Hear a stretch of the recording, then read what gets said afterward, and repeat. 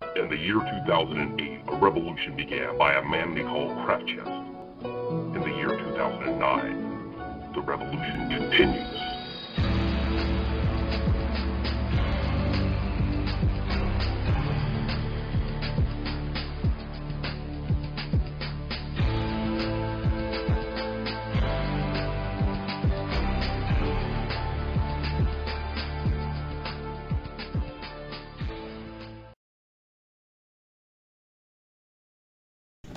Alright, so as we stated in the last couple of videos, we're going to change things up a little bit here in 2009 at Craftchest. And tonight I'm going to tell you a story, and I wasn't going to do this video originally, but T2 said that I should make one anyway, even though I didn't get the original footage, because if I had, it would have been like epic YouTube viral material. I'm telling you, it was freaking hilarious. And what it is that, as you see in the title, door-to-door salesmen fail. And you'll see, I'm going to clip in a little video footage here. It's going to be muted because I couldn't get the, there was static in the background whenever I went outside and actually filmed it. But you'll see how long my driveway is, where one truck was sitting there spinning out, and where the other truck was sitting actually got stuck in the booby trap. Wasn't actually a booby trap, but the plot just thickened as these people were digging a hole, no pun intended, deeper and deeper as all this was going down. So anyway, by request from T2, here's the video, and then we'll get on with the story. Stay tuned.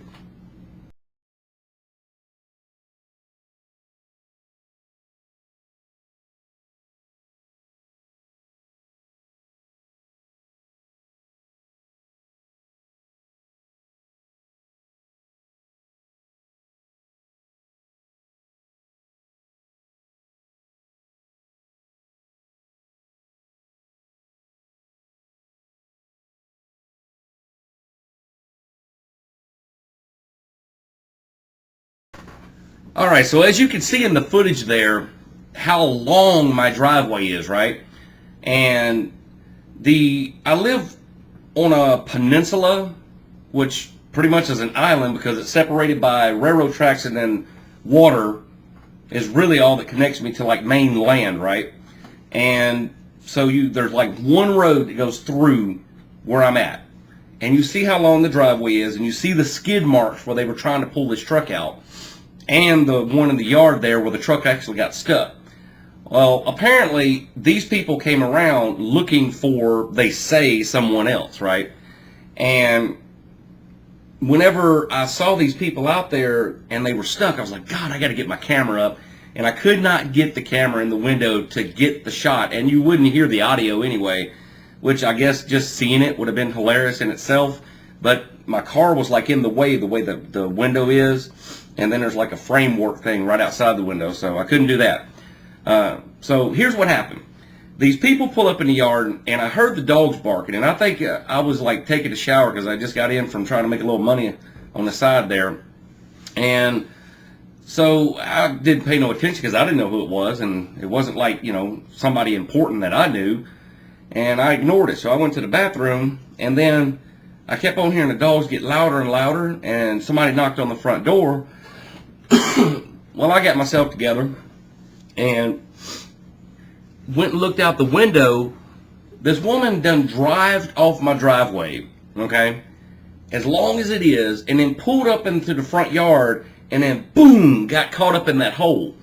Alright, so I'm going to show you a snapshot of what the hole did look like before. And what happened was there's some like feral dogs that run around here, and I left to go visit my family during the holidays, and when I got back, here's this hole in my yard. I'm like, what the heck? So I didn't have a load of dirt, didn't feel like going to dig any like out of the woods or another place of the property, so I just left it for right now because, you know, right now it's just me and my friends that hang out here. It's no big deal. But anyway, this woman drives off my driveway into the front yard, which to me was kind of funny. You know, not funny, but what I mean, it was kind of fishy the way it happened, because why would you drive it off of a big ass long driveway into somebody's front yard unless you were saying, you know, to yourself, hey, let's see if somebody's really here. And once they did that, they got caught up in the booby trap.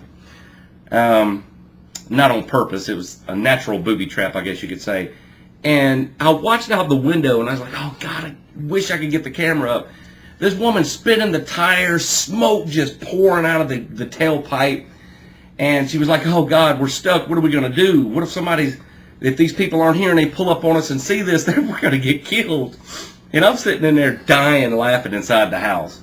So anyway, I threw on my hat because I hadn't done anything, and I went to the front door, and I was like, man, I don't know if I, maybe mess with these people or not. So I opened the door, and she was like, I kind of looked to the side like I didn't notice anybody, and I looked at the truck, and I'm like, oh, hello.